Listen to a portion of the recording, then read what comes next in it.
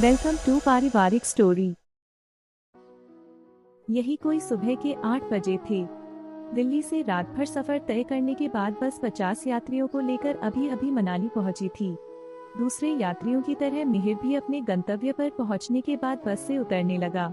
इस दौरान वहां से कुछ दूर बर्फ की चादर से ढकी पहाड़ की बर्फीली चोटियों देखकर 24 साल के मिहिर का मन उत्साह से भर गया। यह उसके जीवन की एक नई शुरुआत थी।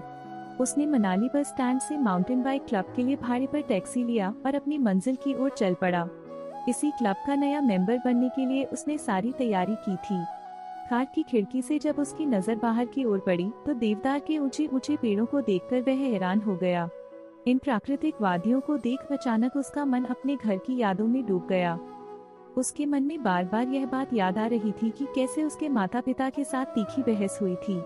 उसके माता पिता चाहते थे कि वह भी उनकी तरह फैमिली बिजनेस को संभाले, जबकि उसका मन तो पहाड़ों में घूम रहा था। मन ही मन मिहिर सोच रहा था उसने कितना अपने घर वालों को समझने की कोशिश की थी, लेकिन जब वे नहीं माने तो वह क्या करता। उन्हें भी तो उसके सपनों का ख्याल करना चाहिए था ना।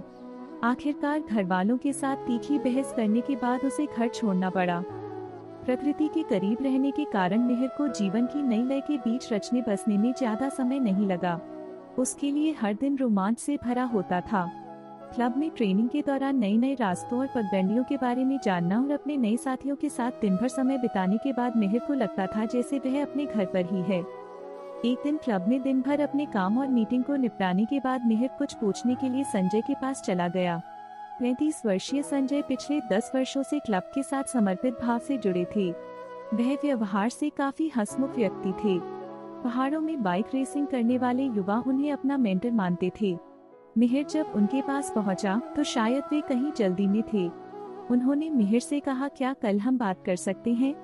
दरअसल मुझे अभी अपने घर निकलना है। इस पर मिहिर ने पूछा, सब खैरियत है न सर? अरे हाँ, दरअसल मेरा छोटा भाई कई वर्षों के बाद घर वापस आया है, संजय ने जवाब दिया। क्या वह किसी दूसरे शहर में रह रहा था? मिहिर ने उत्सुकतावश पूछा। ऐसा ही कुछ कह सकते हैं।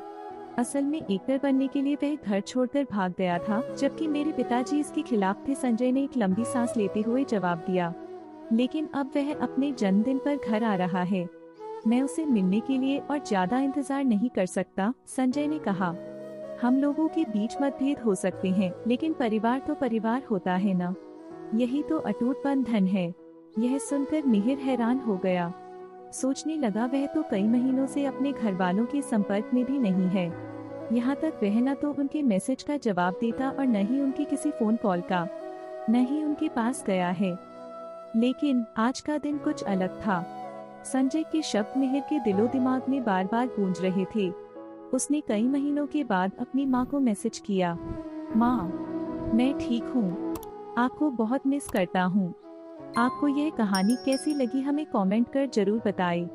इसी तरह की अच्छी कहानियाँ आप यहाँ पर पढ़ सकते हैं।